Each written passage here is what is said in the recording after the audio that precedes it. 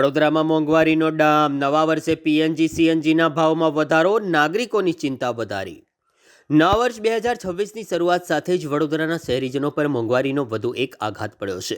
Vadodara gas limited વીજીએલ દ્વારા ઘરગથ્થુ ઉપયોગ માટે પાઇપ્ડ નેચરલ ગેસ તેમજ વાહનોમાં વપરાતા કોમ્પ્રેસ્ડ નેચરલ ગેસના ભાવમાં વધારો કરવાની જાહેરાત કરવામાં આવી હતી। વીજીએલ દ્વારા જાહેર કરાયેલા નવા દર મુજબ પીએનજીના ભાવમાં પ્રતિ યુનિટ 73 પૈસાનો વધારો કરવામાં આવ્યો છે। આ વધારા બાદ હવે વડોદરામાં પીએનજીનો નવો ભાવ ₹50.23 પ્રતિ યુનિટ થયો છે। આ ભાવ વધારો સીધો મધ્યમ વર્ગ અને ગૃહિણીઓના ઘર ખર્ચ ઉપર અસર કરે તેવી શક્યતા છે। તાજેતરમાં રાષ્ટ્રીય સ્તરે પેટ્રોલિયમ અને નેચરલ ગેસ રેગ્યુલેટરી બોર્ડ દ્વારા યુનિફાઇડ ટેરિફ લાગુ કરવાની અને ગેસના નવા ભાવમાં રાહત મળવાની ચર્ચાઓ ચાલી રહી હતી।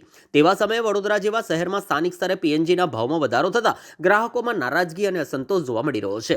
ગેસના ભાવમાં વધારો થતાં ઘરેલું બજેટ પર બોજ વધશે તો બીજી તરફ વાહન ચાલકો માટે પણ સીએનજીના વધતા દરો પર દૈનિક મુસાફરીના ખર્ચમાં વધારો કરશે। હવે જોવાનું એ રહેશે કે આગામી દિવસોમાં વીજીએલ દ્વારા ભાવોમાં કોઈ રાહત આપવામાં આવે છે કે નહીં, અથવા મોંઘવારીનો આ બોજ શહેરીજનોને સહન કરવો પડશે।